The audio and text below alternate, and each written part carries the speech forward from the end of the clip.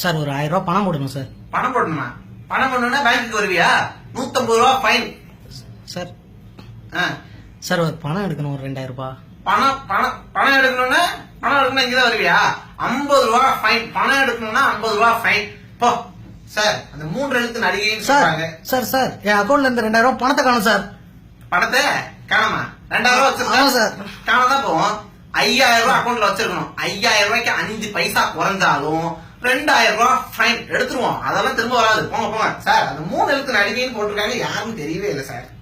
Hello, ஐ அம் Vijay Mallya. Vijay Mallya sir? உங்களை மாதிரி பெரிய ஆளுங்களாம் ஏன் இவ்வளவு தூரம் வந்துட்டு இருக்கீங்க? கூப்பிட்டா நான் வந்திருக்க மாட்டேன். எதுக்கு அந்த 6000 கோடி அது கட்ட முடியலன்றதுக்காக இவ்வளவு தூரம் வந்திருக்கீங்க? அதெல்லாம் தள்ளுபடி பண்ணியாச்சு சார். கடன் வரல, தள்ளுபடி பண்ணிட்டோம்.